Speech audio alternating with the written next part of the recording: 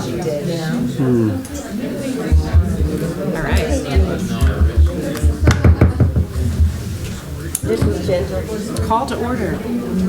Good evening, everyone. Hi, Bill. I'd like to call the meeting to order. And Bill Bray, before you sit down, could you lead us in the Pledge of Allegiance? Lead us. Please leave us, now that you got here.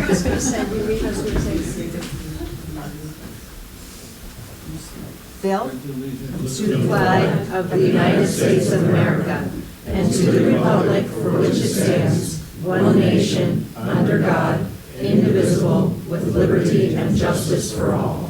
Thank you, Bill. You got the truth. No. Well, Yeah. Doreen, roll call, please. Wendy Burton. Here. Julia Dakota. here. Eric Haynes.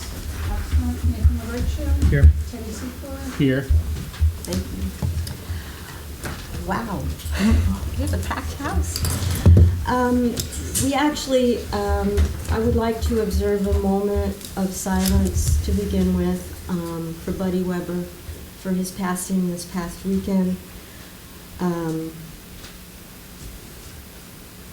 I hope to dedicate the June meeting to him and actually have people speak about their memories and just honor him in a more fulsome way. But tonight I would just ask for a moment of silence.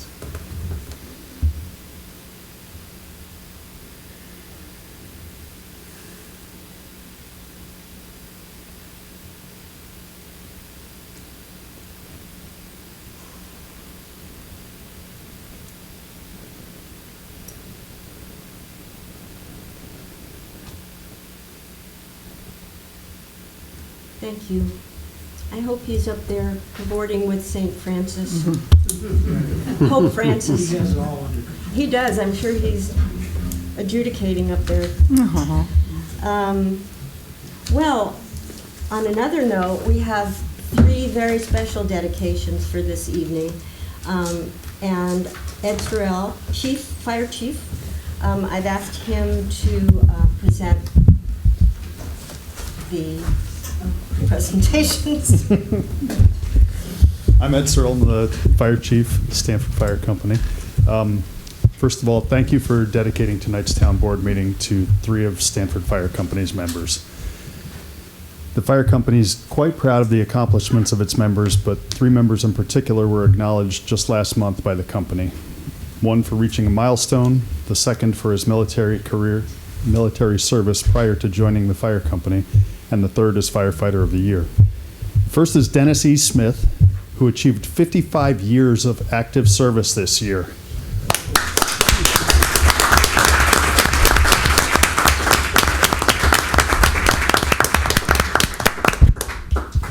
Dennis joined the fire company in 1970. I was 3 years old, Dennis. But I knew you were going to be small. I got big shoes to fill. Aw. Shortly after completing his military service, marrying, and moving to Stanfordville, he has served through the years as fire lieutenant, fire captain, assistant chief, and chief. At this time, he serves as chairman of the Stanford Fire District and continues to participate in all fire company activities. Still doing work. The second is Bill Bray. He just made it here by the skin of his teeth tonight. Glad you made it. Bill also served in the military from 1958 to 1961. Shortly thereafter, he married and moved to Stanfordville, a town he has been part of since his early childhood. He became an active fire company member in 1965 and switched to an associate membership several years later. This past April, Bill was acknowledged for his military service and took part in the Hudson Valley Honor Flight to Washington, D.C. on April 12th. He is our first firefighter to be given this honor and hopefully not our last.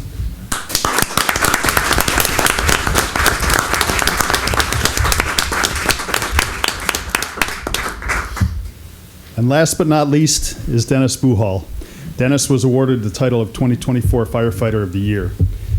He has been an active member for 41 years, and during that time he has served as an officer for 26 of those years. He has been a lieutenant EMT Rescue Squad Captain, Chief, and now serves as our Assistant Chief. During 2024, Dennis responded to 57 of 131 fires and 21 of 28 motor vehicle accidents.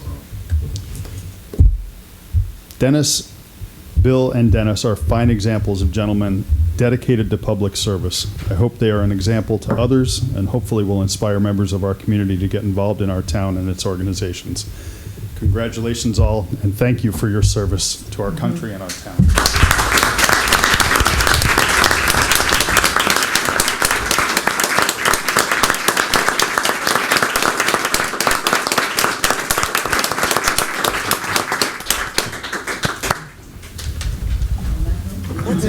Yeah. Yeah, now the entire back row. Feel free to stay. We're dismissed? Thank you. Thanks so much. Thank you. Thank you. Watch out.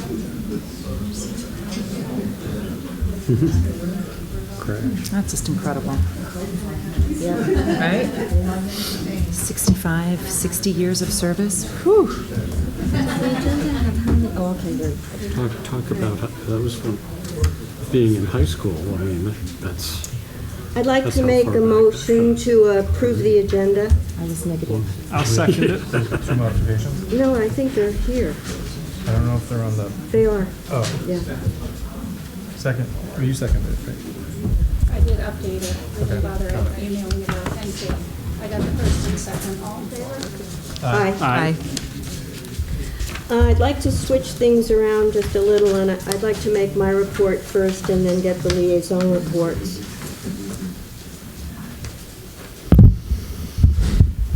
Many of you are here for the public hearing on the proposed right to farm law.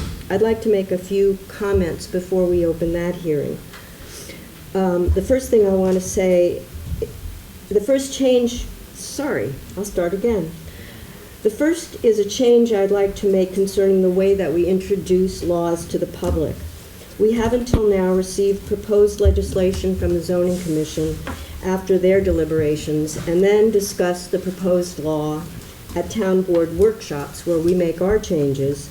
We then have basically codified the revised iteration into a local law and formally introduced it to the public at a town board meeting. After that, we set a date for the public hearing and we get your input. And then we go back and we have reworked the law in response to some of the comments that we get and the concerns that have been expressed. We then have to go back and formally reintroduce the law and hold another public hearing. So what I'd like to do moving forward, so there aren't so many iterations and actual confusion about what stage of the law we're looking at, I'd like to take a proposed law and hold a public hearing before we actually make a formal presentation. And that way we can go back and we can hear all your comments and go back and rework the law.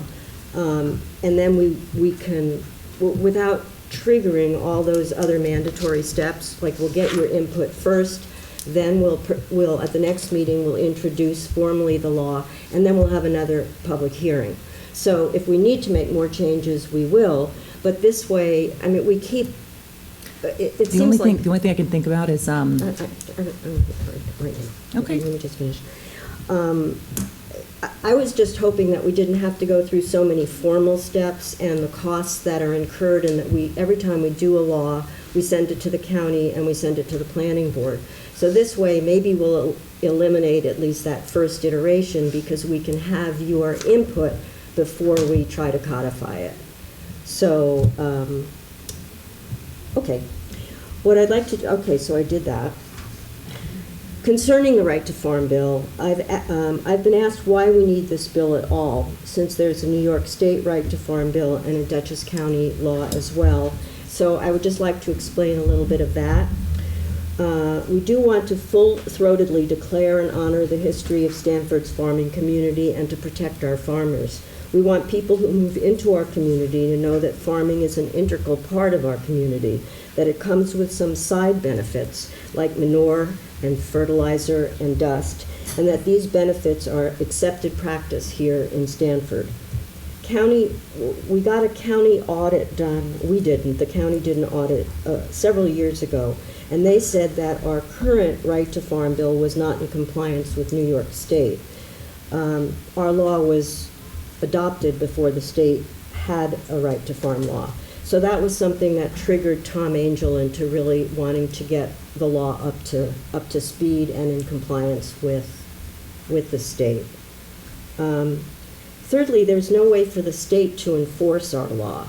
Like, it's out there in the stratosphere, but they don't come here and do any enforcement. Once it's our own law, that's possible.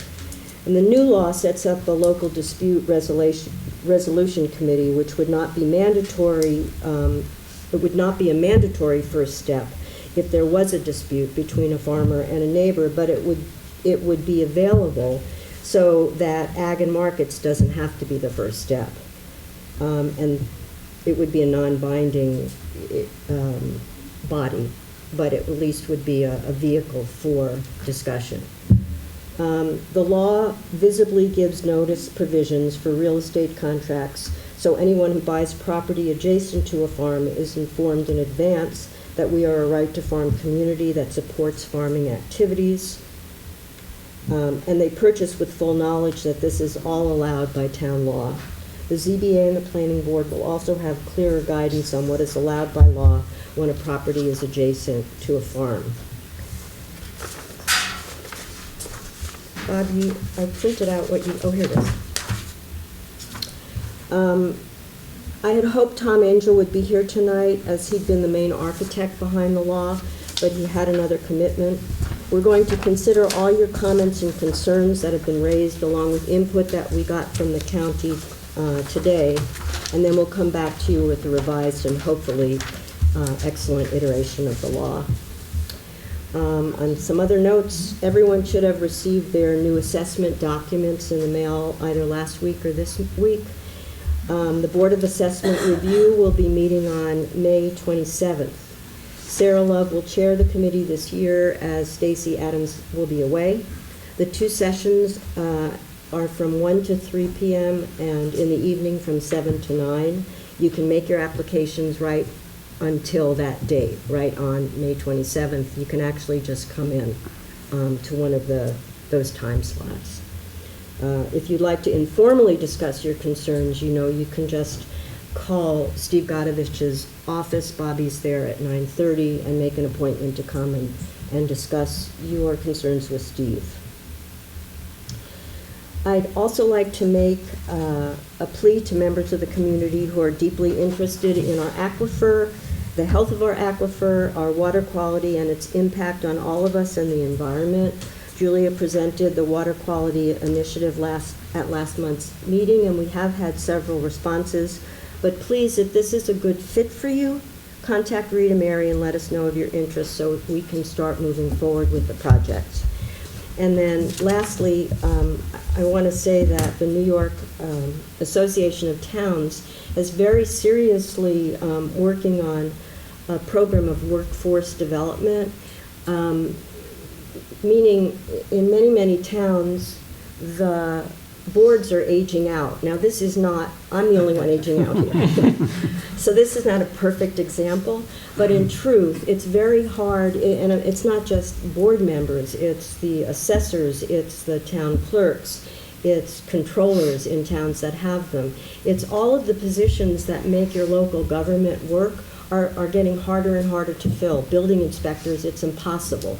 Like right now, there's nobody trained. So at NIAT, we've been working to set up programs through BOCES and through some of the state, the SUNYs, that would actually teach courses, little micro courses. And I think the first one actually has to do with highway drivers, the special license that those guys need. But it's very exciting for you high school students who are gracing our room tonight. I hope to get, actually, and it may be after you graduate, since you're graduating so soon, but I'd like to start on a high school level and just do some introduction to what we do. It's a little bit of a difficult position because we can't compete with the private sector on salaries, for instance, or even on benefits. The Tier 6 retirement, which is now the retirement tier that new people come in on, it's not great at all. So we're also, NIAID is also working to try to do some retirement reform. Good luck with that, but we're trying. So anyway, those are the things that are in the hopper from my point of view. Thank you for listening to all that. And now, Teddy, you don't have a report tonight, do you? Just two things, actually, two quick things, because the ZBA meeting is actually next week due to how the month ended in May, so next week will be the ZBA meeting, so I have nothing on that end, but the Haunted Fortress met last night. I was unable to attend due to recovering from an illness. I was told that they are finalizing scenes for the year, and hopefully we're going to be striking at weeds in June, so I'll get back on that next month and see what they came up with. The other thing is from the Climate Smart Communities Task Force, which is we have the composting bins now, and Dennis is here. And Dennis, do you still have composting bins? Yes, we do. How many do we have left? We have about 20. About 20 left, okay. So we will actually be giving them out to Stanford residents on May 17th at the plant sale that will be here, put on by the Garden Club. Yeah. So Stanford residents can actually get them for free. Is that correct still? It's correct if you participate in the program, and to participate in the program is quite simple. You fill out a form, and you agree to either participate in a live workshop or an online workshop about home composting. And I actually have one of the composting bins at my house, and let me tell you, it is awesome. It is about 3 1/4 feet tall. It's like a barrel. It's great. Oh, and it's stinky, so I mean, it's working, you know. Other than that, we're still working on our mission to try and submit our task sheet, our Climate Smart Communities task sheet, by 2026. So, you know, we're trying to get that done. I don't think there's really anything else, so that might be all on my end. Okie dokie. Nathan? Nothing because of the scheduling of the meeting. It's not until next week. Okay. Julia? Yes, I will keep this brief. The CAC met on April 16th, felt like yesterday. They talked about the composting program on April 29th. It was very well attended in coordination with the CAC, so everyone was really excited about that. There will be composting bins on July 29th, which is the next one, right? The next composting workshop? The next composting live workshop is the 20th. Of July, yeah. Right, it's not in Stanford. Right, it's at the Cornell Cooperative, so you could also get composting bins there. You will not be able to get Okay. at any time that we're going to have a distribution, we're going to let people know through the newsletter. Okay. So the next one is the plant sale. Perfect, okay. There was discussion around the countywide NRI that was completed in 2024. Janet got to attend the CAC roundtable, and the CAC will put together recommendations for how they think that NRI should be used for things like planning board purposes, ZBA, et cetera. There were lots of examples from other towns for how those NRIs were being used, so it was really interesting insights there. That was presented by the Dutchess County Environmental Director himself, who's like they've done a lot at the county level. The NRI review for town board will be in July. It was supposed to be June, but there's still work to be done on the narrative. That will be a public update presentation, and the community is invited to attend. That's it? That's it. Thank you. Eric is not here tonight, obviously. So here is his planning board liaison report.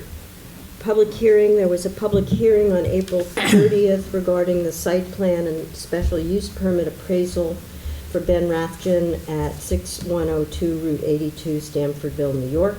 This is for the construction of 2 pole barns for office space and storage for an outdoor retail space.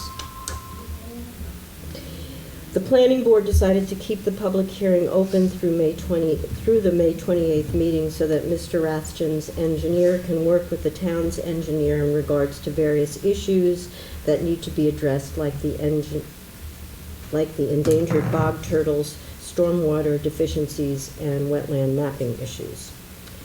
Other items of business: a minor subdivision at Sisters of Charity of St. Vincent de Paul. Sean Morgan presented 177 Sisters Hill Road in Stanfordville, 3-lot subdivision with existing buildings on the lot. There are issues with the driveway width that will require a variance from the ZBA. Minor subdivision, Winnicke Land Trust. They bought property at 6322 Route 82, and they're splitting one lot into 2 lots. Map was changed, and they want to add a driveway. They're not developing lot 1. There's already a house there. There's a public hearing is scheduled also for May 28th. And then a special use permit and site plan approval from Millbrook School. The addition of a 10,372 square foot boys dormitory. This will require a seeker type 1 action.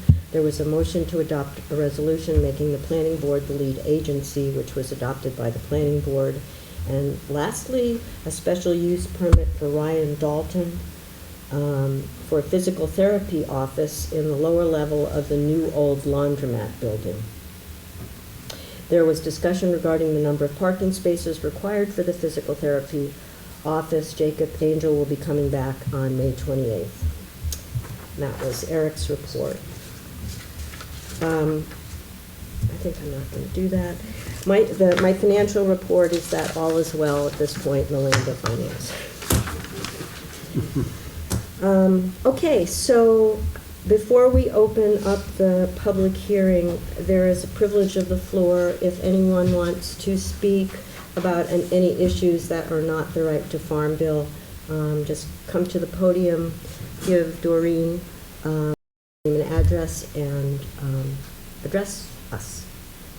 And it looks like nobody's racing up to the podium, so we will dispense with the public hearing, with the privilege of the floor, and I would now like to make a motion to open the public hearing on the right to farm law. Second. All in favor? Aye. I have asked several of the farmers to please comment on this law because they are directly involved in it. So, and I see that we have several in the room. So, Mike, do you have anything to say? Actually, I'm going to pass the floor on to Curtis. It's not a farmer. Working really hard on this. Do you want me to go first? And Sure. CAC, Oh, it doesn't matter. Just come up and talk. and then Mike and. Okay. Now, is this a 4-minute, or are we just Well, going to forego that for? I think we should just forego with it and hear what people have to say. It's brief. It's good. It's very well said. Oh, fair enough. Yes. So, hi, Curtis DeVito, 43 Bowen Road. I am here today to speak on behalf of the Town's Conservation Advisory Commission, of which I am the chairperson. We have taken a look at the right to farm law and the related zoning code amendments that are proposed. And so I'm here to comment on that. So first I want to start out by saying we are, of course, fully supportive of farms and our farmers in town. We understand how vital it is to the very nature of what Stanford is. And so we need to support their vitality and success. So I did take a look at the law, the proposed law, and I have to say it's pretty dense. And I commented to Wendy previously, I think it would be very useful in a public hearing like this to kick it off with something like a PowerPoint presentation that can be, the public can be taken through slide by slide to get some background on what the law is about. The law itself is very dense, so it's kind of hard to follow all the moving parts in it. But in researching the law, I did see that, interestingly, and I think it was already commented on, what the proposed law does is it brings the town code into compliance with the state law. The state law has prohibits towns from having zoning laws that are overly restrictive on farming operations. And our town law, as it currently stands, does have many instances where farming operations require special use permits or full site plan review processes. So that is under state guidelines. Those are considered overly restrictive, and hence we were out of compliance. So the zoning changes that are proposed, it looks like they are intended to bring us into compliance with what's required by state law. However, in doing so, it's the view of the CAC that the proposed changes go too far, because what they do is they eliminate entirely, well, almost virtually entirely, eliminate special use permits for anything having to do with farming operations. And I'm sure some folks will talk about there's an exception, for example, for buildings over 10,000 square feet. But by and large, special use permits would be dispensed with. Now, the CAC has a concern with that because special use permits and site plan reviews are an opportunity for the planning board and for the community in general to keep abreast as to what's going on with farm operations and activities in town, and to understand how will they impact the community, and from the CAC standpoint, how would it impact the town's natural resources, particularly our wetlands, will it have impact on stormwater runoff, and other community uses. So that's a concern for us. And looking at the state law and the guidelines, I saw that the state does allow and suggests that, okay, you're not allowed special use permits for farming operations, but they're suggesting how about, or they do allow, expedited site plan reviews. So this would be before the planning board, something before the planning board. They state that they would not require or expect that the farmer or landowner would have to hire a professional to assist them with putting together the materials needed for the site plan review. And they would simply just take a copy of the tax map and write down on it where like the proposed changes or structures would be going. And that would be brought to the planning board for a dialogue, essentially. And then the planning board, with their experience about environmental concerns, they can raise that with the farmer, and if community members attend, they can hear what's going on. It does not require, the expedited site plan review process would not require, in fact, it doesn't allow a public hearing at all. So that aspect of typical site plan reviews, the full-blown ones, would be dispensed with. So like I said, the state blesses this process, and also the county does as well. It's on the county website, and so the CAC would like to see that provision, this expedited site plan review, to be added to the proposed changes to the zoning code. Curtis, do you mean for like any building that's going to go up on a farm? Well, that's a good question. So that would have to be explored. I don't think I mean that, but there has to be a discussion of that, and that's beyond my ability to go into detail about that today. But I would think that at least where under current law, there's a site plan, there's a special use permit required, or a full-blown site plan review required by the planning board, under those circumstances, where those are going away, we, instead of like saying, okay, that's it, you only go before at most the building inspector with, to get a building permit. Under those circumstances, no, we'd add this new expedited site plan review. So where previously there were special use permits or full-blown site plan reviews, instead now there would be the expedited review. I just have a quick question, because when you brought up the size limit, did you get any guidance from the county or from the state on, like, the average size of a farming operation? Like, quote unquote, like a... Right. No, I didn't. And I can't say that I tried to hunt that down, although the question did pop into my head. The state guidelines, which, by the way, I put together a letter to the board that states all this with footnotes, including a link to the state guidelines. What I don't recall in the state guidelines that they have any carve-outs for like buildings over a certain size. So essentially they're saying no special use permits under any circumstances. And I know the proposed law says, well, you need a special use permit if you're going to go over 10,000 square feet. And I can see how that makes sense, and I would think I would support that. However, I don't know that the state guidelines allow that. And so that's something that I advise that the board looks into. Thank you. I did want to I wanted to mention that just some things the board already knows are problematic that we're re-looking at. And one of them is the site plan approval for structures in excess of 10,000 square feet.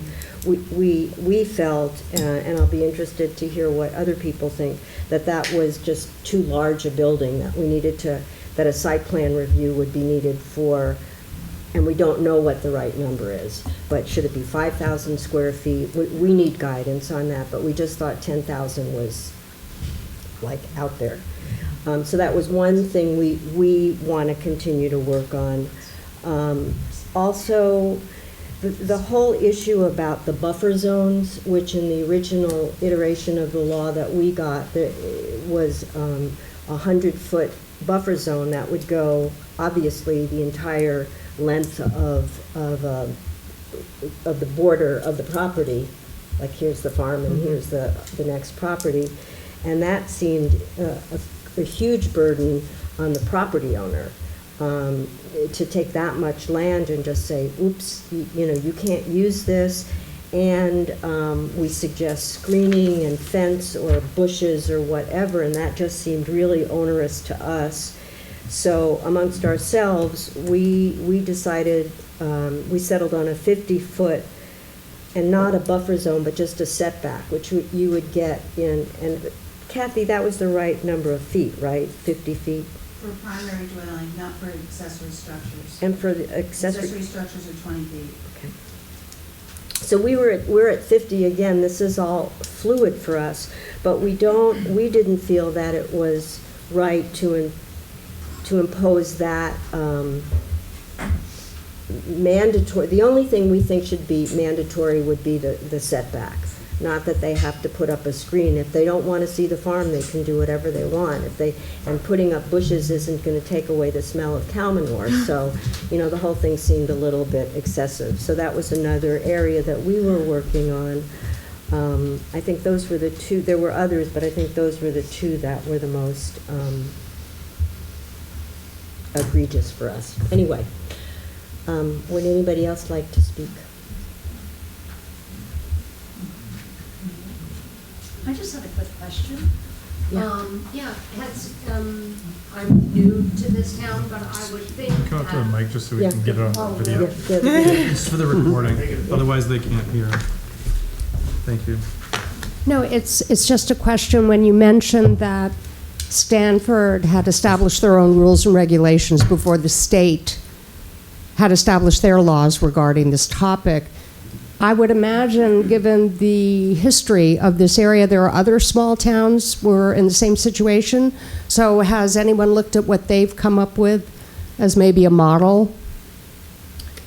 Yes, we have. Yes. Many of the surrounding towns have adopted. Right. Right I to was farm laws. wondering if maybe they had come up with solutions to the same problems we're looking at here. You know, That's all. each has its own. That's true. Yeah. As it should be, probably. By the way, I know Curtis wanted me to do it would have been great if I could have done a PowerPoint presentation, but my skill level just wasn't up to it. So I did print out the intern that worked for Tom Angel last summer, who was really terrific. She made this presentation. There are 3 copies of it, if anybody wants to thumb through it. It is not an in-depth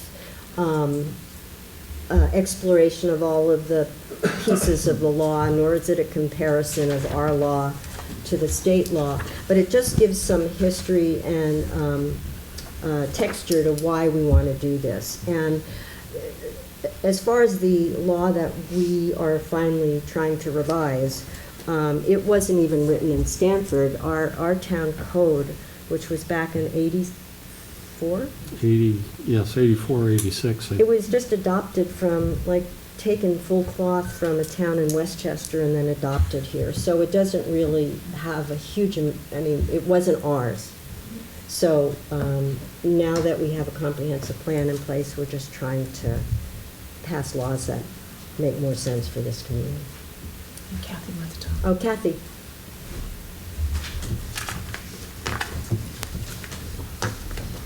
Yeah, Kathy Zier, 158 Shelley Hill Road.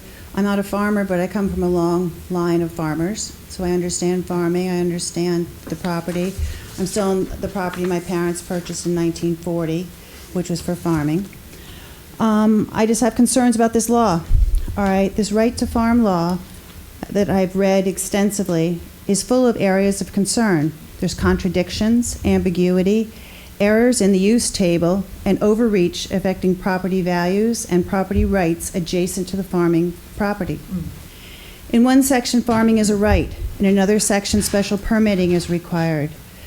The use table remains flawed with improper use as the initial capital P, which has been brought up before, as it is defined as a permitted principal use in our zoning code, not used as a permitted use. The use table prohibits uses in some zoning districts, but allows it by right with a farming ag overlay. Which is it? The use table needs a total revision. The area of the 50-foot buffer. The 50-foot buffer zone on adjacent properties restricts the use of land along the farm property line. This will impact the value of the property due to the restriction, which is to be reviewed and approved by the planning board or building inspector. Of my 5-acre parcel, I'm surrounded by ag district farming, which is just basically mowing hay. This will affect approximately 50,000 square feet of my property, approximately 1 acre on my property lines. This provision was added without valid research, claimed to mitigate farming noise, smells, sites, which you all know it will not. This buffer requirement needs to be removed to allow full use of adjacent properties as allowed by town law, therefore maintaining the full value of the parcel. I have a letter for you, Doreen. Thank you. Thank you, Kathy. Thank you. Dan.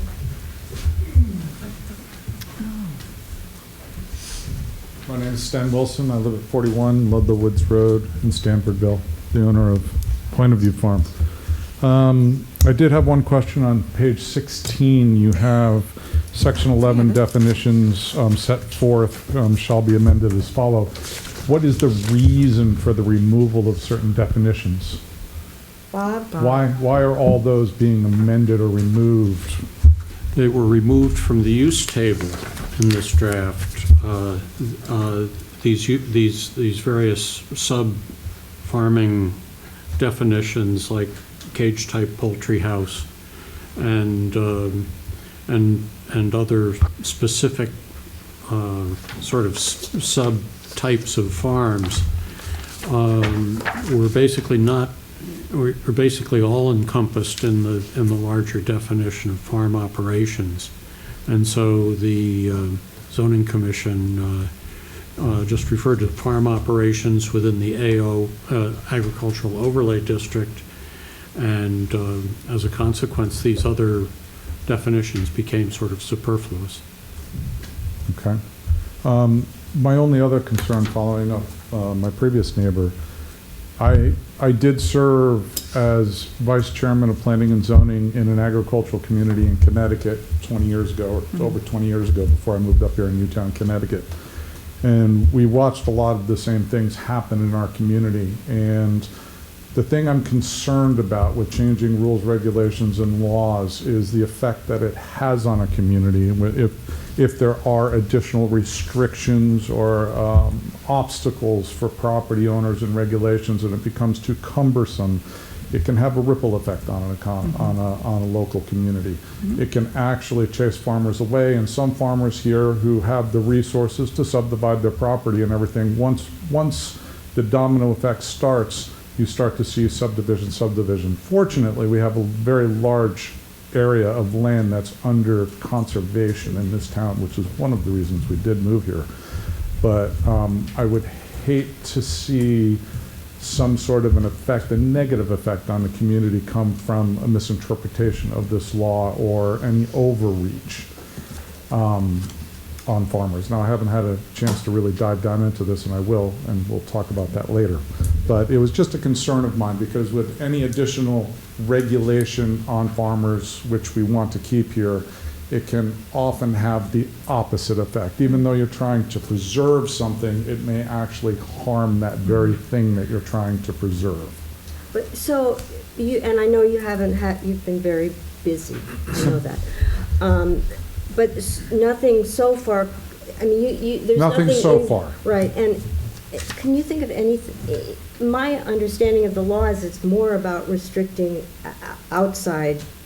Well, when you're getting into a 10,000 square foot building, for instance, right. You know, those dimensions are really horseback riding arenas, for instance, indoor riding arenas. Those are always, bone of contention in certain communities. However, regardless whether it's a horse farm, a pig farm, a cow farm, a sheep farm, all farming needs to be supported equally.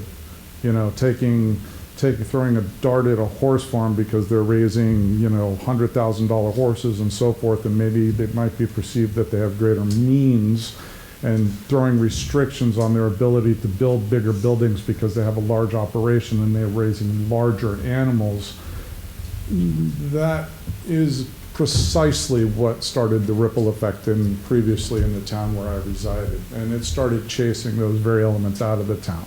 So do you think that that 10,000 square feet is a good number?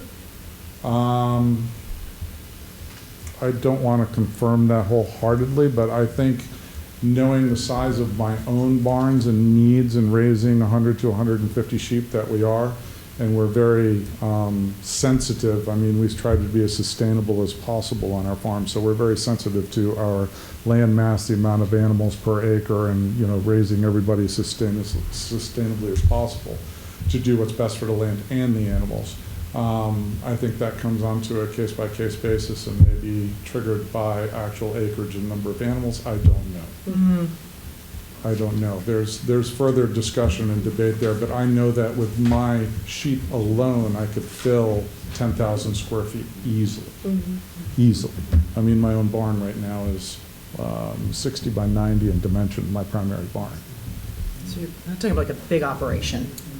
That's just a fair operation that three people can manage. Yeah, that's half. 10,000 square, yeah, that's half. So double that, all of a sudden there's parcels in town that are, twice my size or 3 times my size that could easily support 3 times the amount of animals that I'm raising, which would therefore might need a 15,000 square foot building. Mm-hmm. So it's all in proportion to the size of the operation, the size of the land. Mm-hmm. Great. So, Thank you. Thank you. Julie, do you have a question? I have a question, Sten. Yes. Where you were in Connecticut, was there, was water ever like a conversation in terms of farm operations? Yeah? Always. Wetland setbacks were always a consideration. Yeah. Absolutely. We were a single point aquifer in town as well, and the aquifer was a primary concern. Absolutely. Yeah. Yep. Thank you, Stan. Thank you. Mark.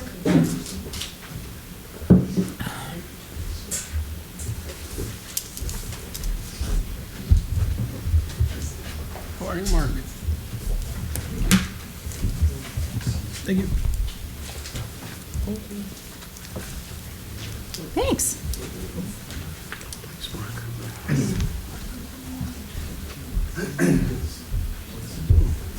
Mark Burdick, 19 Burdick Way. One of the owners of Big Rock Farms, Tree Farm. So, there's two different subjects being addressed in this one proposed law. It's the right to farm and zoning issues.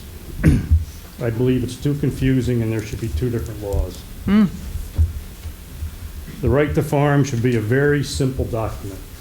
Dutchess County's right to farm is 4 pages, ours is 17 pages, mixed in with proposed zoning regulations. The zoning issue should be covered with a separate law. The comprehensive plan, which we just passed, lists the recommended actions regarding agricultural, and this list should be followed in one ag law. But if the board thinks this one document is okay, then I have several comments.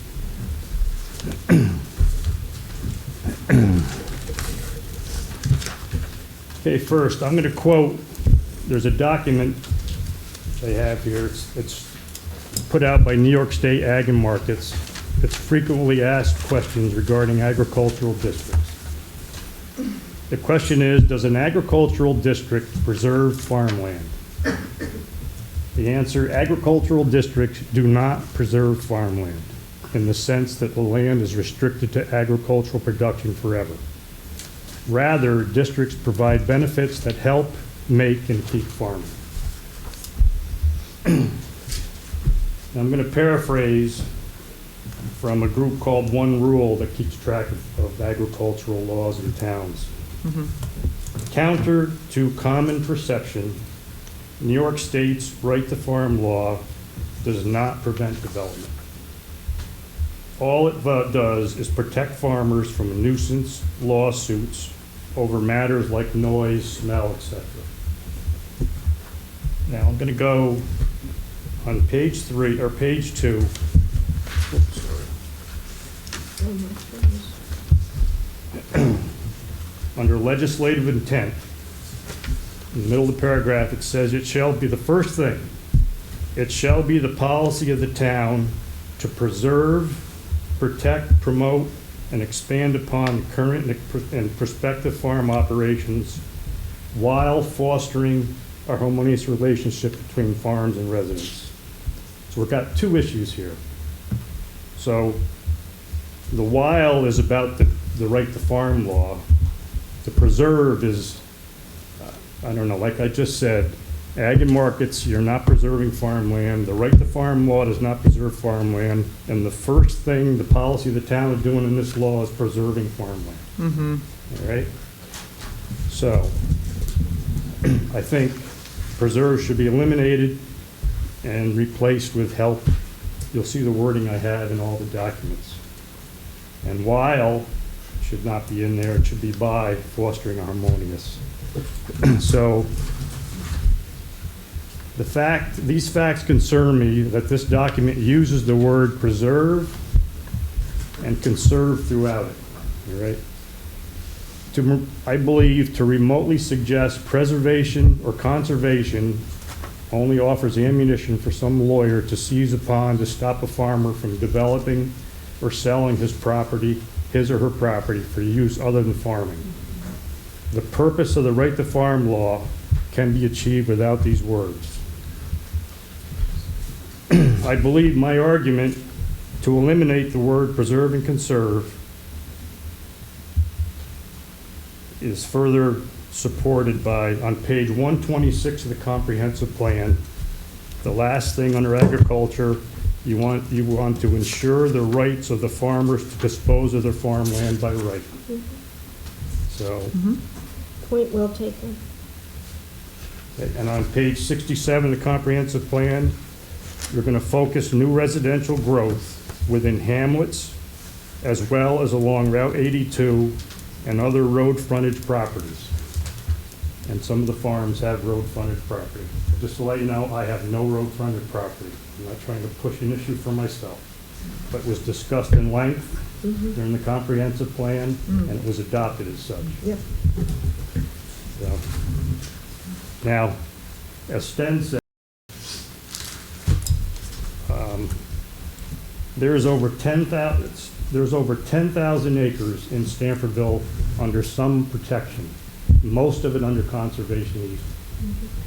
So, as I've said many times before, the people that put their land under, most of it was donated, and those people received, I think it was about $40 million in tax breaks because they donated their easements. Mm-hmm. So those people, or those residents, sorry,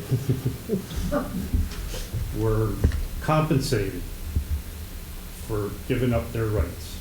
And they're going to be open land in perpetuity. Mm-hmm. So, and other people were paid in cash for the purchase of their development rights. So, again, I do not think those words should be in there, conserve or preserve. Understood. You can get the point across using other words.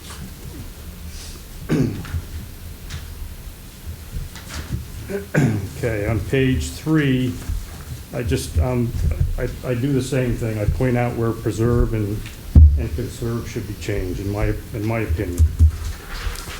And I point out where there's certain wording, if you want, they said they're quoting the wording from Part 283 of the Farm Law, but so I've added the words that make it, that's appropriate.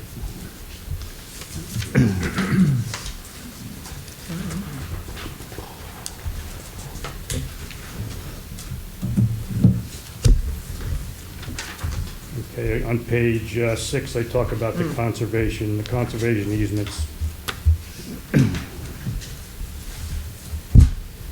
Okay, now on, so these are some of the confusing things now in the actual document that comes with zoning. So on page 7,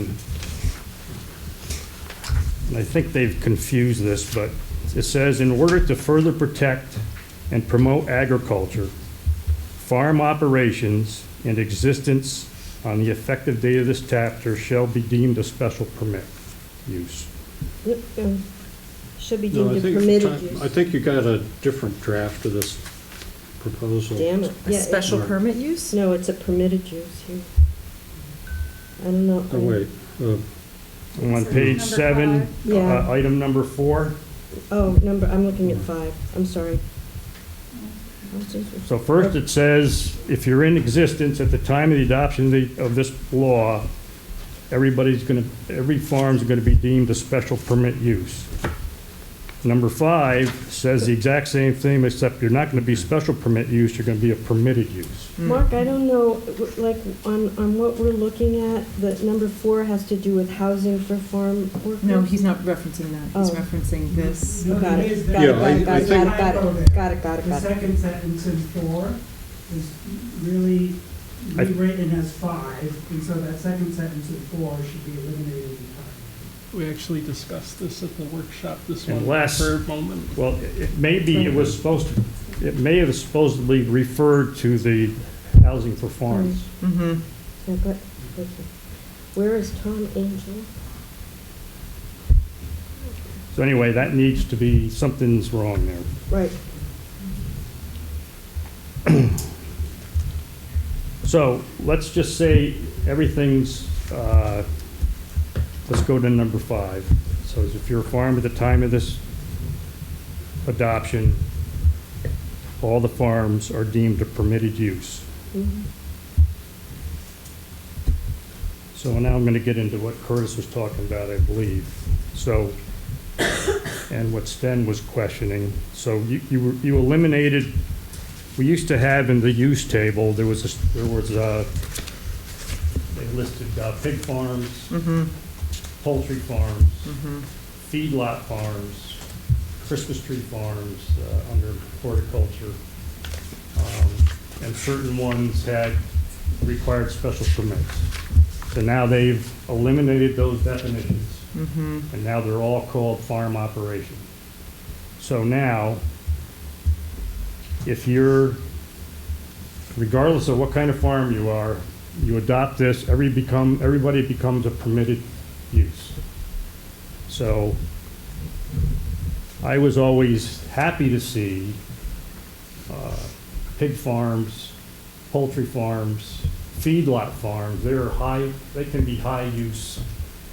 Like Mike's pig farm is great, but you can have a lot of, and I always thought they should be under some kind of a permit. I mean, they were under special permit. I didn't research the law like Curtis, but I know the state, you can have some laws regarding agriculture. They just step in if they're too strict, but I know they allow some. But so I think you don't want to call every farm permitted, because anybody could start a pig farm, which I think are just, you mean they can get out of hand, and I think you need to have some control over those. So. To that point, though, I think that in some ways could run counter to your initial thought of these being two laws, because that interconnectivity between how that would influence any zoning changes, I think it's important to at least be woven together. And I don't think it would be as simple as a 4-page document if you're talking about those types of changes. I disagree with you, Nathan, but you can. I think what he's saying is that all of these broad definitions are now permitted in the agricultural overlay district, which changes a lot potentially. Changes every year. It changes all the time. So in theory, you could have multiples of things if people say, okay, now I'm going to put a pig farm and it's just permitted, I'm allowed to do it. I'm not talking about that list. I'm talking about this list. This list of definitions. Like those types of things, that's going to be a zoning code change because it's going to be in the zoning document, in the zoning. So it would be, to me, it feels like it is important to include that type of thing in this law because it is so pertinent and relevant into the law which is being passed. I agree. Then it's a question of how is it rewritten so that it. Right. Yeah. I'm just going to Mark's initial point about that it should be two different subjects. Where they think that the right to farm law, if you read, it's pretty simple. Yeah, it's a couple and pages. I think it has nothing to do with. Right, because it's written at the state and county level where it doesn't have the nuances and the authority, and that's part of what we're trying to include in some of this. I disagree, Nathan, but you can research. Are you thinking of like a farm bill, like a real farm bill? Like as the secondary one? Well, I think personally, there should be a 4 or 5 page right to farm law. It basically says that we're not going to let these farmers be sued immediately, right? And this other ag stuff that we're getting into, changing the zoning and when they have an overlay district, I think it should be a separate ag law. I mean,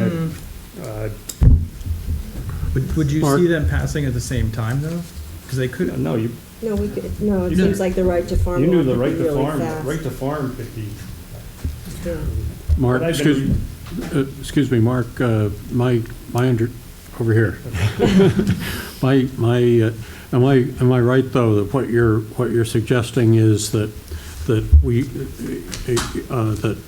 all of the farming operations should not be listed in a general umbrella category, Well, they could be, and but they ought they should to, and have maybe some- they ought to be treated individually.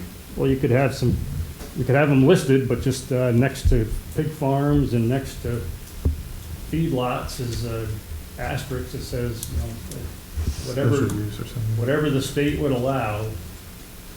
I think you can get some intense use, Well, that's the way the current zone, kind of like the current zoning law is now, right? Is that, am I hearing you, is that right? Farm like Mike, it'd be ideal, it's great, it's fun to watch when you go by, but there's some pig farms that aren't fun to go. I mean, they're getting to, and you talk about, pollution and the aquifer, I mean, it's. Yeah. Okay. Yeah, totally get it. Stan has a question. Well, let Mark finish. One point in the piggeries was a bone of contention in our previous town with the right to farm, and that triggered the slippery slope to defining in greater context what farms actually became, and it led to further and further and further restrictions. So by putting piggery in a blanket, and allowing somebody, as Mark said, to come in, it could be a very disrupting operation. And so it's either by special exception, special use, or a certain amount of land, something, those types of uses can be very intense, so you need to understand each individual use and what you're putting in your umbrella. This is why it's so great to have you guys here. It's all connected. Okay, so on page 9, I just add some wording. That's in the notice when you have to, hang on here. Notification to real property buyers. So if you're in the ag district, you're supposed to notify them if there's a project or whatever, but it says, talks about the practices, and it says said practices are permitted under the town of Stanford right to farm law, but it should say said practices if performed in accordance with sound agricultural practices. I think you need to quantify that. I got that in 2 places. Number 17, just adding wording.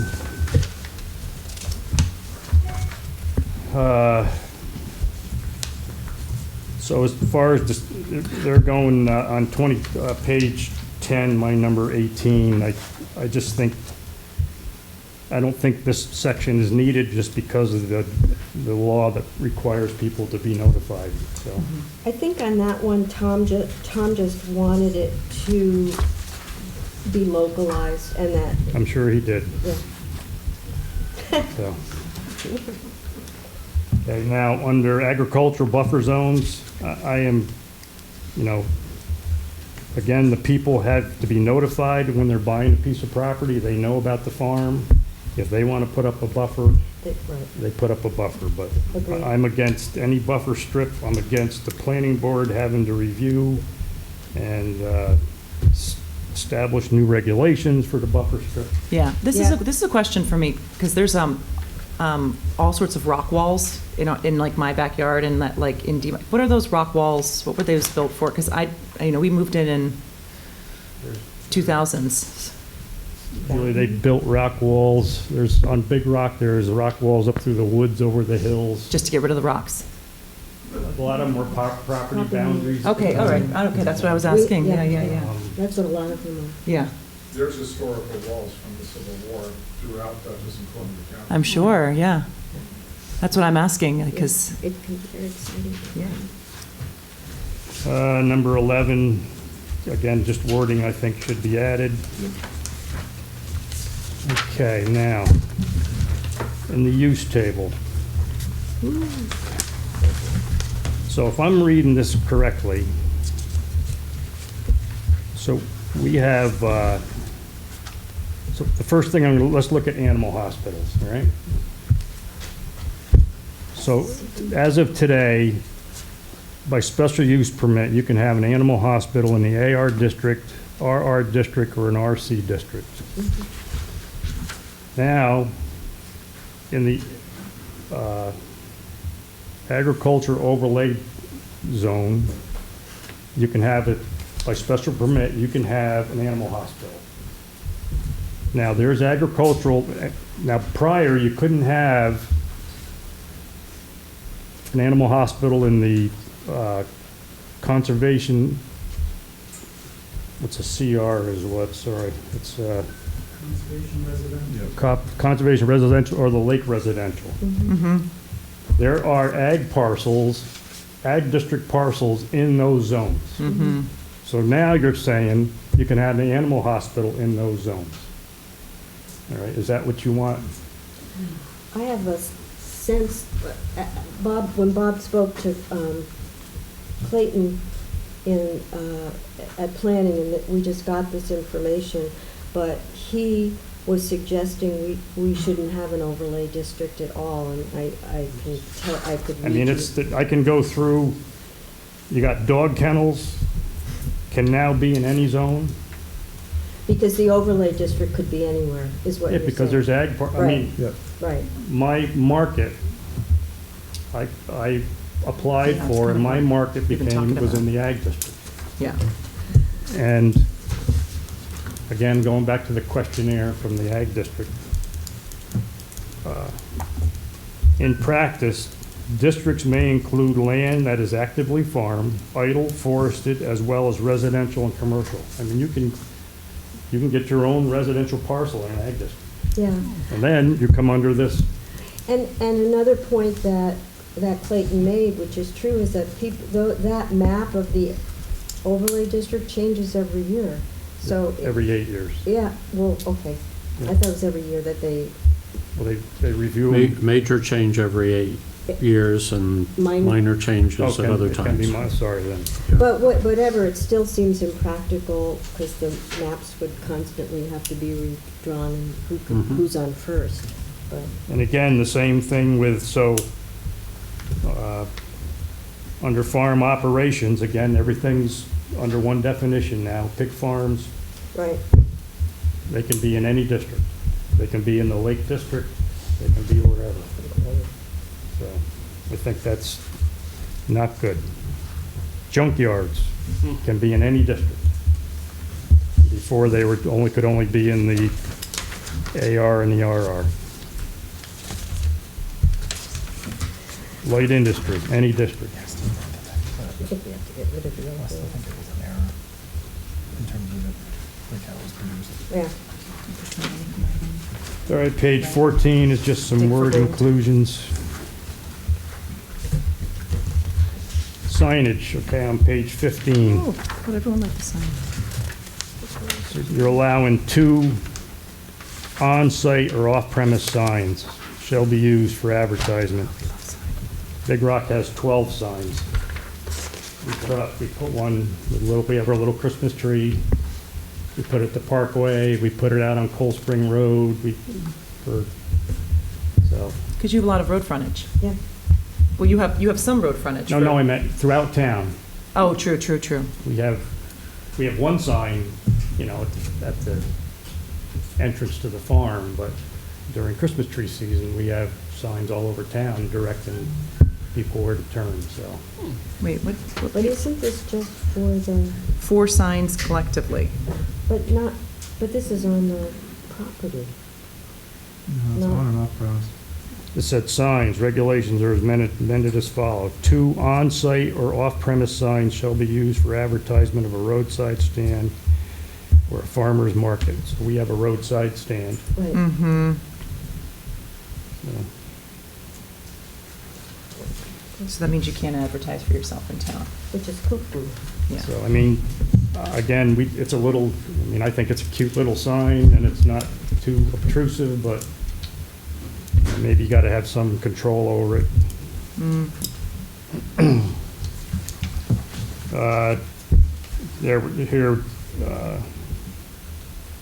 On page 15, I talk about the cage poultry again and the pig farms. We need to address that.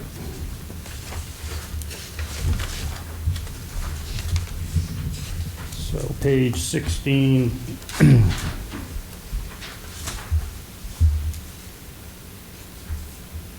So it gets into the whole site plan thing. So they changed 16, they've changed the general procedure for site plan approval. And they took out before,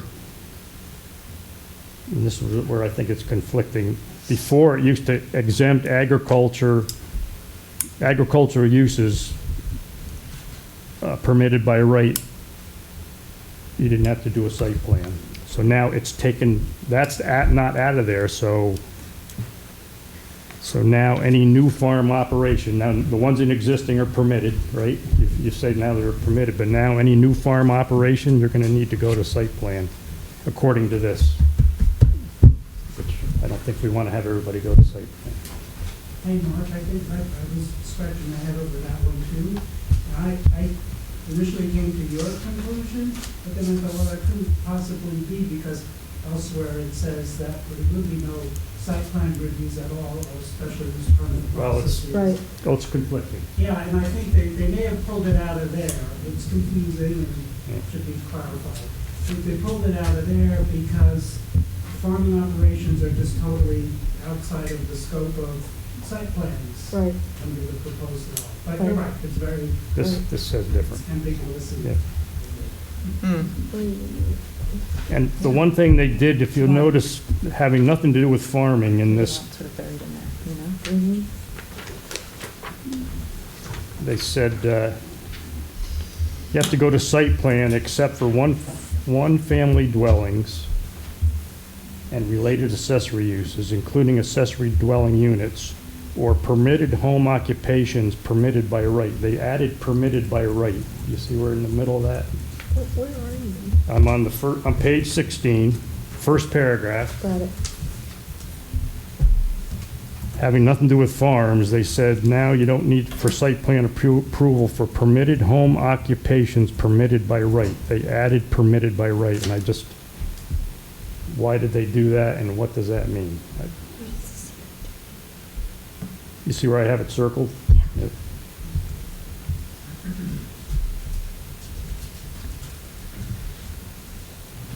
So that was added. I'm asking you why, and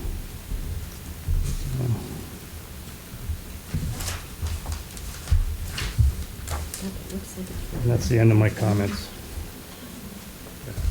Wow, thank you, Mark. Yep. Thank you for taking all the time to do that. Yes, thank you very, very much. That was 3 days. Thank you. I mean, it's funny because I asked when we were going through this, like, what should we really be thinking about? And I'm like, thank you so much, Mark Burdick, because this is what we should be thinking about, you Well, know? that's why I went there. Yeah. Mm-hmm. Yes, Dennis. Dennis Wedler, 43 Bellem Road. So this is, at the start of your meeting, you said, is this part of the new process where this is the proposed? This would be the new process. This is what I want to do moving forward. Okay, so because- this is the new process. Well, yeah, except that technically we have introduced this law. Okay. That's all. But Yeah. I don't want to do that anymore because this is like so incredibly useful to get the feedback first. It's workshop. You know, to workshop it, and then we'll go back and workshop it, but we just have so much more information now. And on this specifically, I mean, it was just so helpful to have real farmers come talk to us. Totally agree. So, you know, what I'm offering is from Dennis Wedlick, just your neighbor, not anybody or anything else. So, and as an architect who's been through a lot of planning board reviews and working on a lot of projects from farms to housing developments and changing farms into housing. What Mark has pointed out, I think, is the bottom line, which is that a right to farm bill is separate and should be separate from zoning law changes. And I think to propose that it's done at the same time, and this is just constructive, this isn't, is that it just racks public trust because everybody says, yes, we want our farmers to have a right to farm. And they don't then look at the changes that are being proposed under that banner. They just have full faith that all those other changes have to do with right to farming. And I feel the same thing happened for affordable housing. Under that banner, deregulation happened. And under this banner, maybe regulation is happening. So the point is that I just don't know why the rush to do all these separate little zoning changes when you have a comprehensive plan and you have, you know, from your comprehensive plan, you have a lot of things that you may want to revisit. And why not just pass a right to farm law separate from all these zoning changes and then carefully go through all your zoning changes and take your time, you know, through going all your zoning changes and making sure that they all align. And most importantly, is optimizing your planning board, because you don't want to put too much responsibility on your building department. It is not what they're there for. They're not to just be there to then try to figure out, well, when is it a pig farm is a good idea, or when is the building, this size is a good idea, or that size is a good idea. When size has nothing to do with use, and you're whittling down whether it should be 10,000 square feet, or 5,000 square feet, or 2,000 square feet, when all those things have a separate column in zoning, and land use has a separate column from setbacks, and all of those things are very, very separate. I do think that this does strike me as, trying to do just what Mark has said, trying to accomplish really a zoning law change under the title of a right to farm. Well, I think the reason that happens, at least in this case, is once the comprehensive, you say, why are we doing all these little bits and pieces, but once the comprehensive plan was passed and the zoning commission was formed, their task is to rewrite the zoning laws. So there's a list of priorities, and there's now a consultant, but when Tom brought up the right to farm, in his mind, all of this was connected because we're dealing with zoning. I think Mark and you both make a really good point. I think the right to farm law could be a very succinct law, and then the zoning around agriculture should be separate. I mean, that's what I take away from this. But we've even talked about, like, should we just rewrite the whole zoning code and the commission and then bring it forth as one project? And the answer we came to and the town board came to was no. That would create a situation as awful as trying to pass a comprehensive plan, because look how much discussion goes into each of these laws. If somebody is handed an entire new zoning code, I think that would be impossible to ever enact. And we do have the benefit, we haven't, the world hasn't seen the benefit of our consultant yet, but she is going through the entire zoning code, finding contradictions and kind of sorting through all of the inconsistencies. I think that's assuming that everything's going to change. I mean, everything won't change. Everything won't change. I think if I read the comprehensive plan, it isn't asking for everything to change. Everything won't change. Right. So I don't know why that would be so overwhelming to go through the whole thing and decide which things have to change. I mean, everything is kind of working as the comprehensive plan would like it to work. But again, I think that to bring up something that everybody is passionate about. Everybody is passionate about having farmers have their rights. Everybody is passionate about creating affordable housing opportunities. There's no doubt that there's consensus on that. What my concern is that you make these quick zoning law changes under these titles and without a full comprehensive understanding for all our community to understand, how it's working, because, they trust you guys and they just want, they just assume that the changes you're making under these banners, is important to that, but it isn't even important to the right to farm bill. I mean, these changes are not important to that. And so I think that this, to me, is another example of where the right to farm bill has one objective and the zoning changes might actually have another objective. And I think that's something that you guys should think about. Well, I think that was a really good point that was made. Yeah. Yep. But I also think you should come sit in on a zoning commission meeting or two, because nothing is done quickly there at all. It isn't to say quickly in terms of not a lot of thought. That is certainly not my intention. But to produce a comprehensive plan, and then, this is quickly, move from approving a comprehensive plan to making these zoning law changes in the scheme of things is quickly.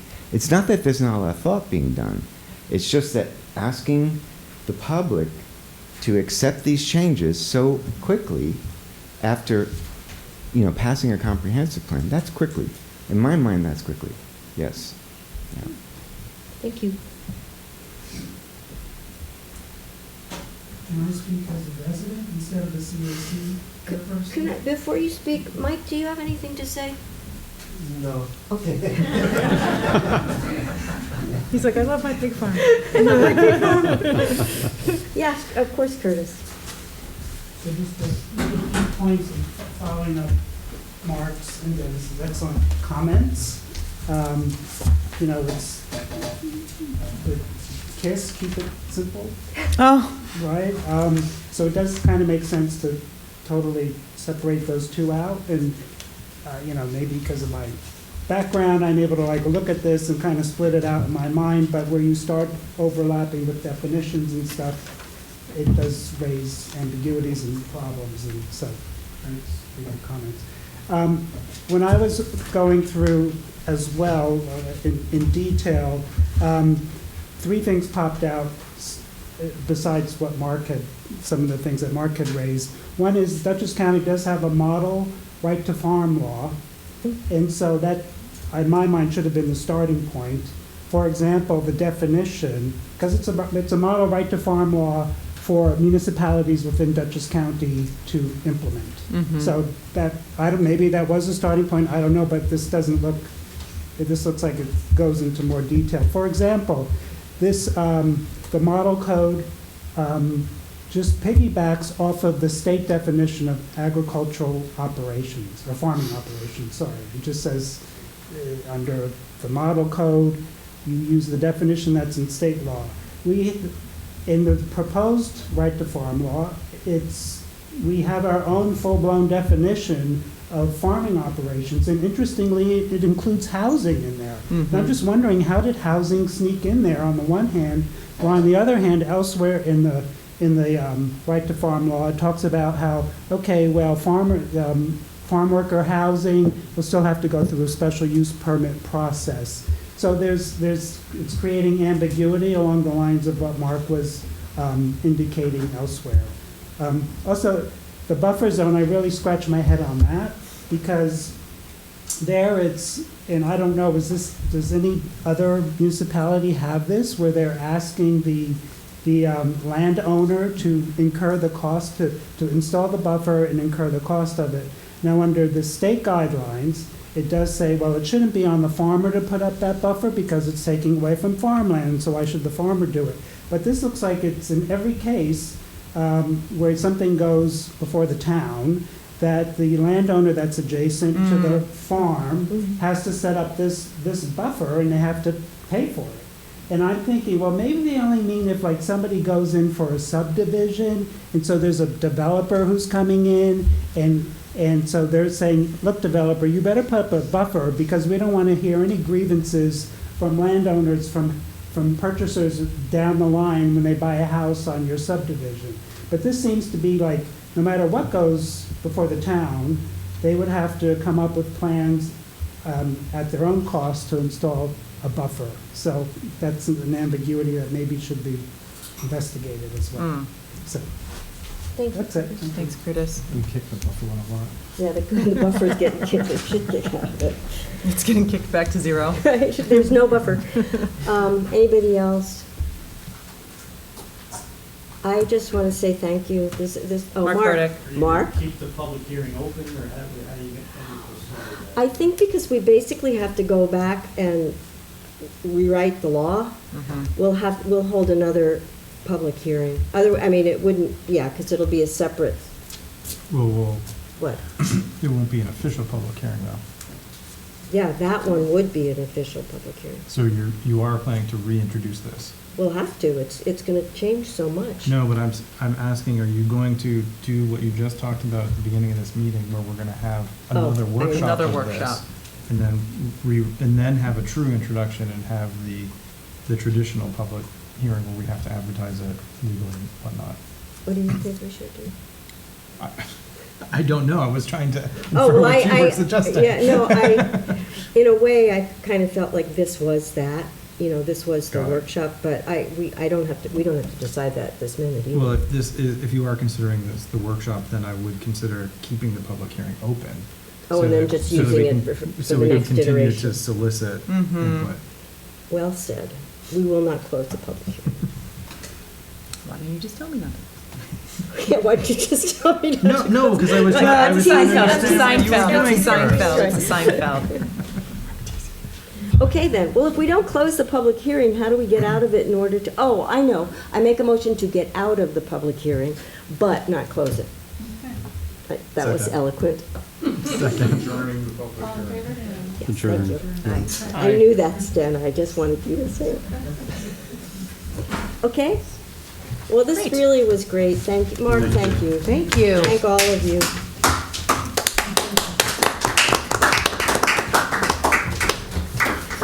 Okay, the rest of this is, the rest of this is kind of a piece of cake.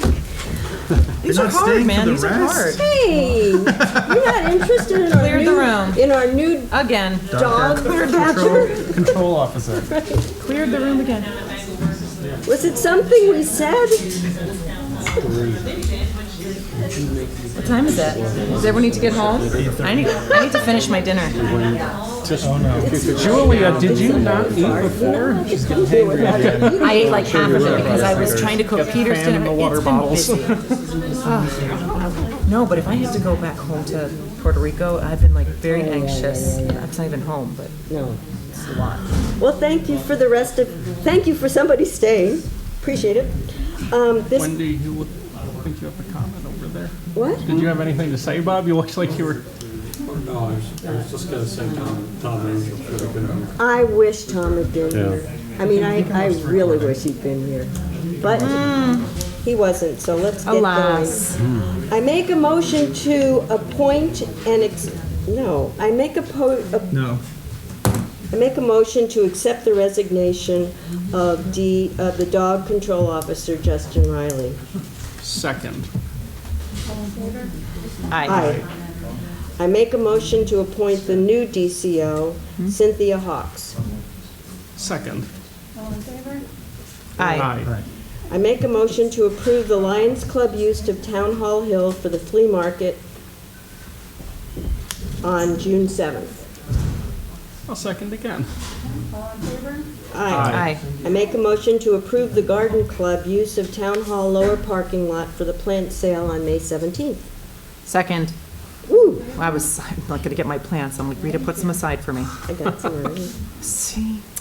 I make a motion, sadly, to accept Steve Godovich's resignation from the zoning commission. Second. All in favor? Aye. Mark, there's still a place on the zoning commission if you change your mind.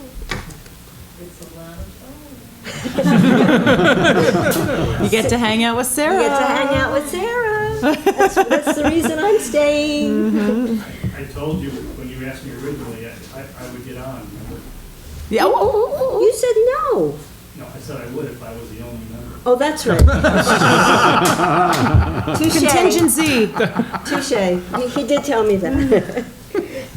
Well, it may come to that, Mark. Okay, now we have the transfer station needs a new gate. And it also needs a gate that people can't just open at will and dump stuff. So we were able to get 2 bids for the gate.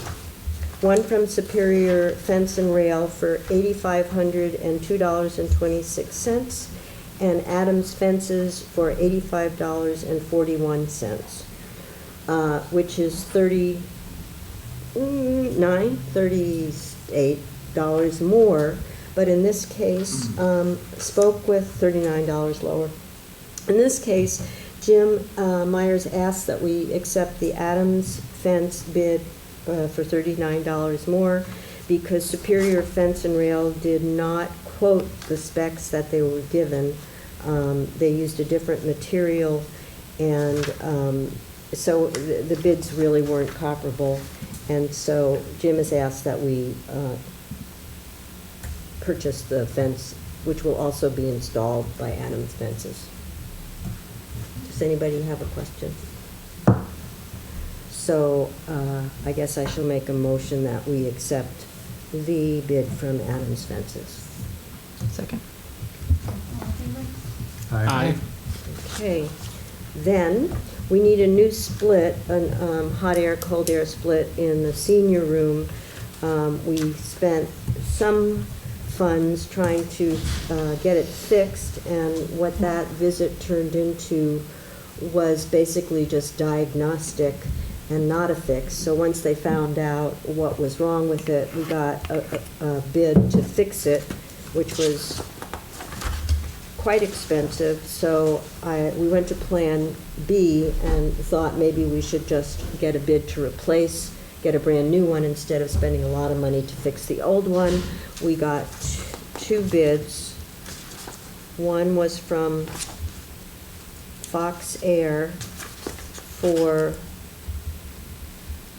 the $9,100, and one was from Bettini for $5,845. And we know that the Bettini splits are working well because they did all the new ones in the building.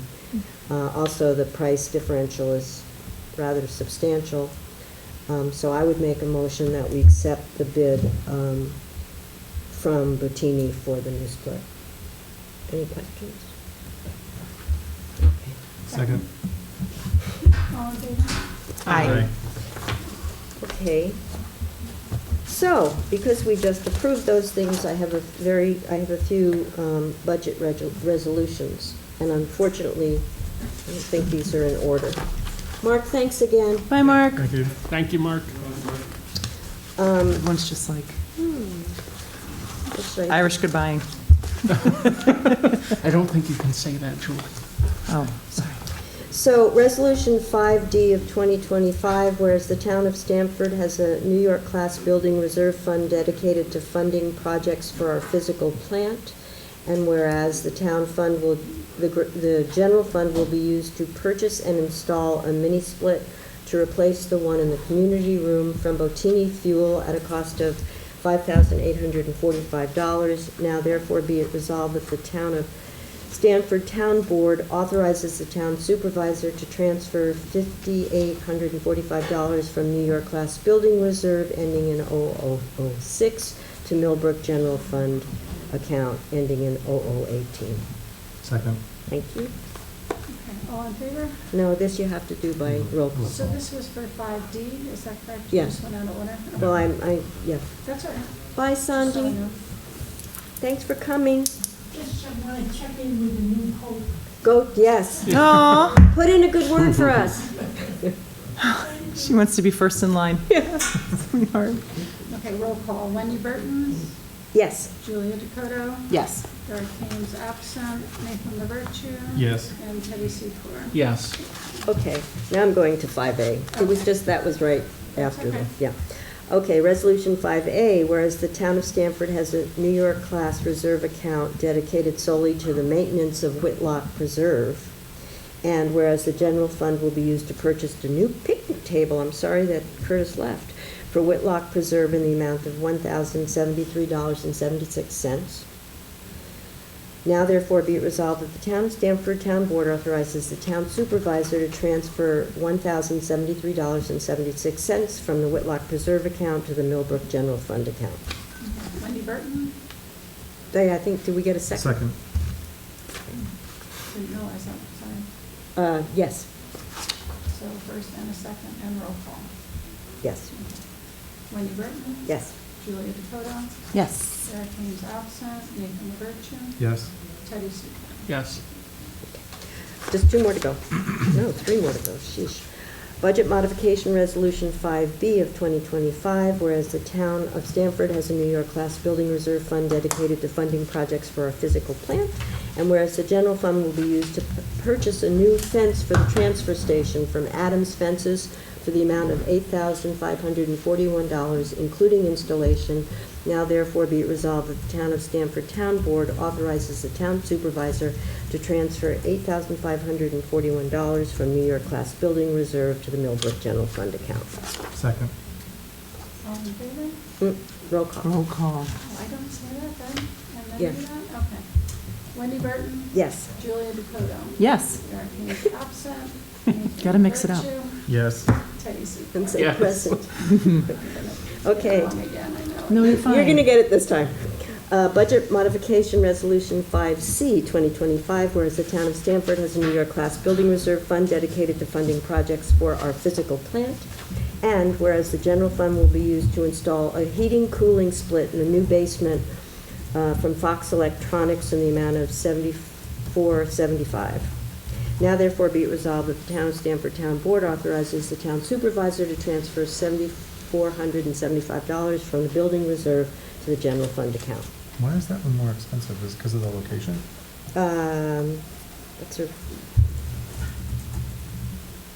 It's from a different company. I know it's from a different company and it's a different location, but I'm just surprised that it's. It might be bigger because the space is bigger, but I don't know the answer to Okay. that. Okay. Oh, Janie, do you know?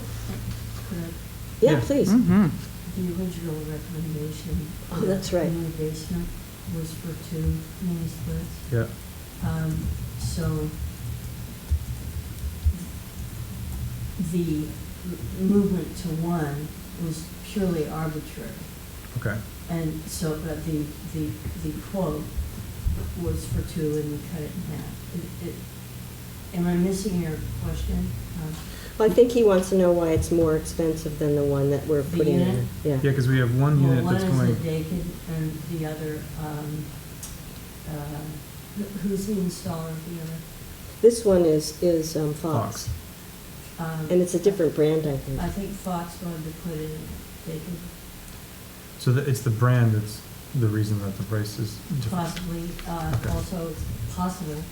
Okay. I was just curious. That the labor rate is different, although it would surprise me if it were materially different.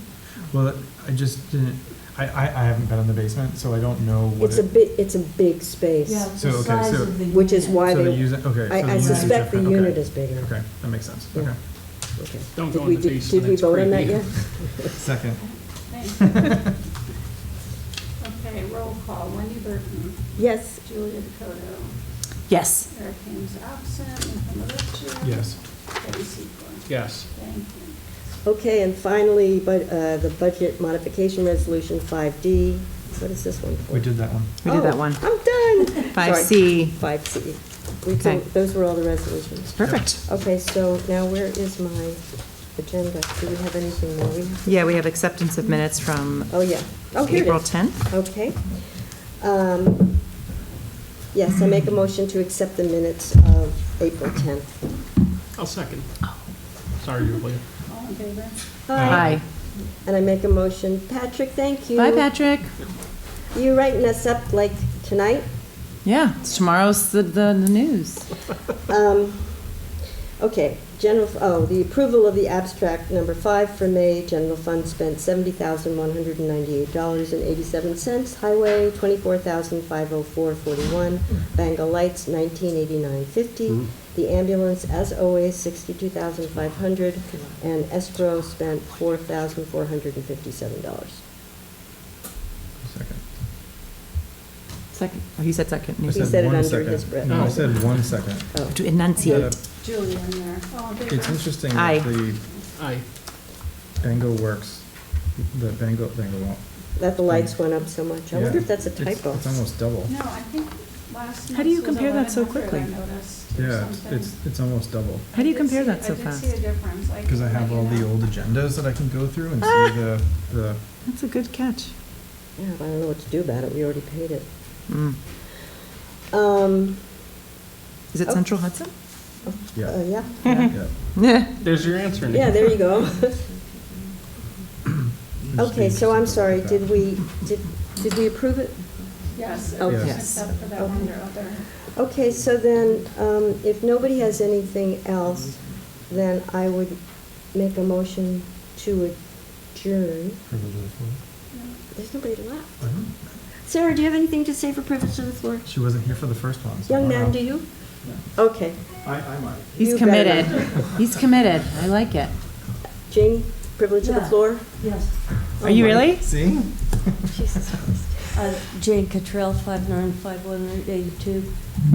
I end up saying this for the record, but I wish I was saying it to the people who participated in that hearing. I thought, I mean, I found that impressive, but also very moving, because I thought this is how it's supposed to be done. This is how government is supposed to work.